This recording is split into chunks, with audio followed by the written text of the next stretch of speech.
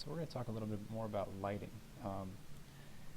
One of the things that we have to do is obviously build up to it. So let's take a look at this figure here, and I'm going to try to walk through the different steps here, just digitally observing the line of action. And even though you're not to be tracing your drawings, this overlay is meant to help visualize things. Now we look at these features like the shoulders, right? I mean, sometimes it's easier to throw in these little markers. And for the hips as well, you can kind of imagine that hip kind of sinking down lower. These markers can be helpful to visually place where your gesture is going. Okay, so I'm just going to throw these in, and we're going to kind of work our way up to a finished product here.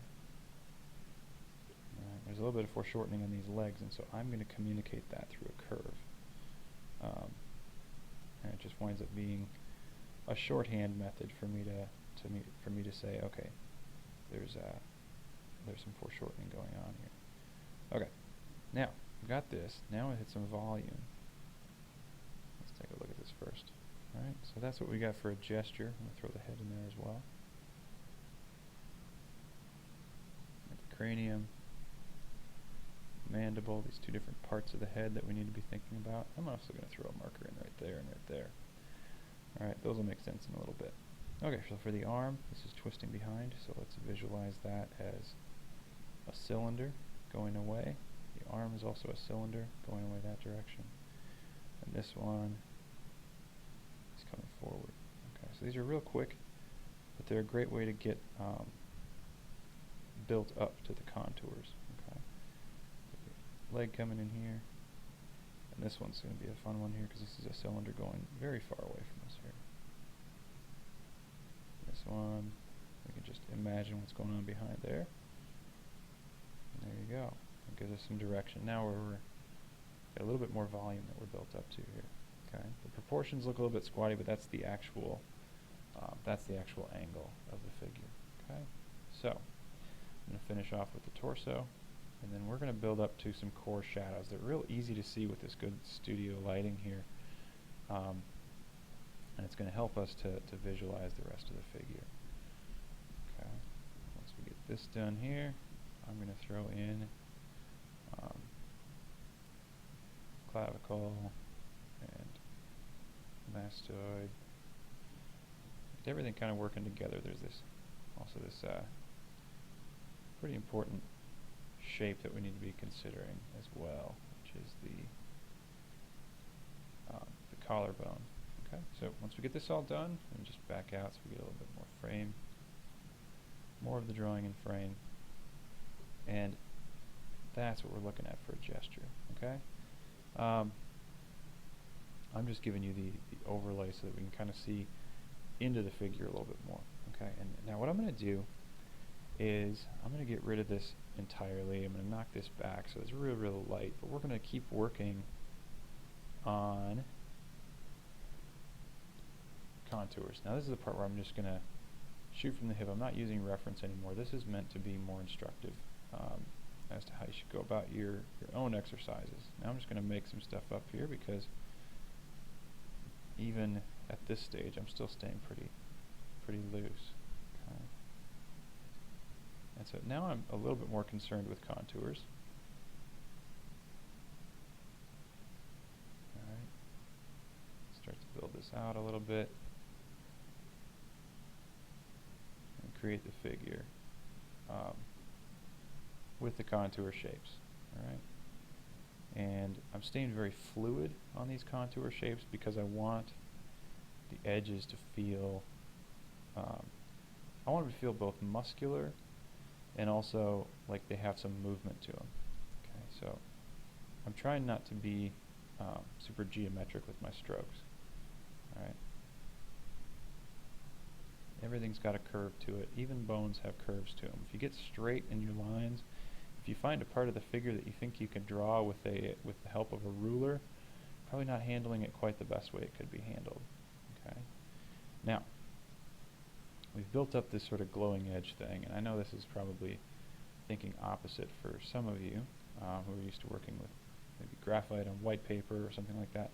But the point here is to be able to see the edge. Okay, now what I'm going to do is just with that bouncing ball, or not the bouncing ball, but the ball illustration that I did, I had a light source up in this corner. Now this is the part where I'm making it up, because the light source actually was in a different spot in the original, I believe. But what I'm going to do is I'm going to map in where I think the shadows are going to go. Okay. And this is going to be the core shadow. Real quick. And what this automatically does is gives me a better sense of volume as I build this up.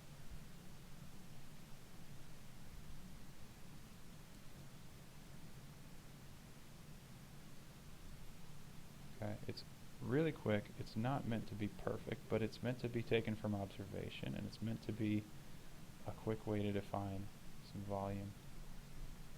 Okay, and so this little method for mapping in shadows can be really helpful for you as you kind of block in what's coming forward and what's going backwards in space in your actual drawing.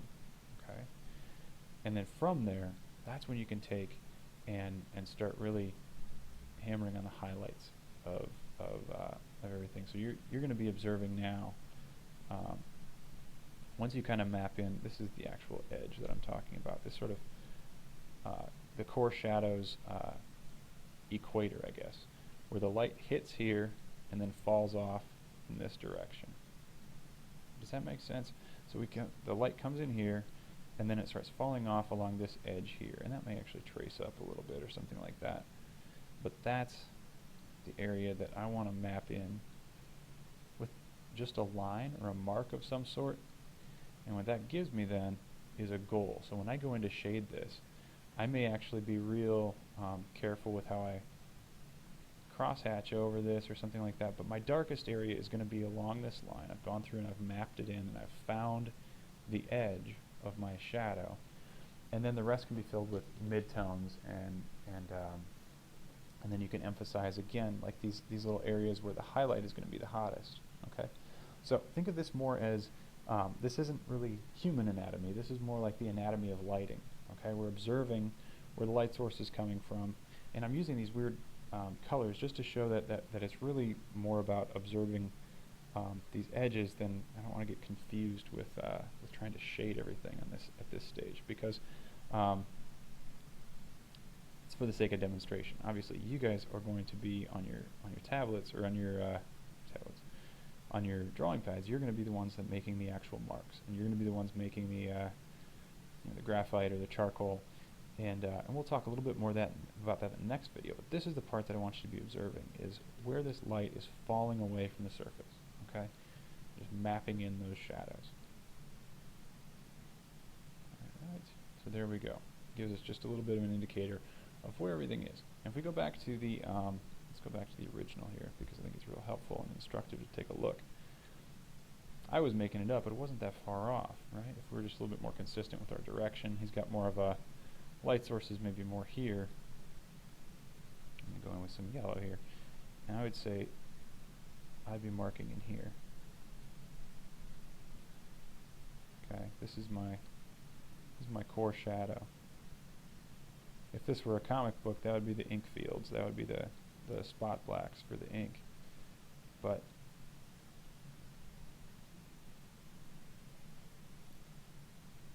instead, what we've got is the sort of all of these different equators where the line is going to be the light is going to be falling off and falling away from the figure. Okay, so if you can map that in, that's going to give you a better indication and a better place to block where your shadows are in. So if you hear about somebody blocking in shadows, this is the kind of thing that they're doing, is they're going through and they're marking through, not on the figure itself, but on the paper after they've made their gesture and they've gotten built up to the contour like we've talked about for these last couple of weeks. They've built up to the contour, and now they're going in and finding where the shadows are. Okay, so hopefully that's helpful to you. Hopefully it's a good indication of how we're observing the figure and how we're learning from the figure. This isn't meant to be strictly representational. This is also filtering through your own representation and your own way of thinking about things. And so you're going to be translating as you're drawing without even being conscious of it. All right. So we'll talk a little bit more about technique in another video coming up, but take the time to observe where the light is hitting and find that core shadow, because these are much more complex shapes than the sphere that we started with when we were observing these things in the last video.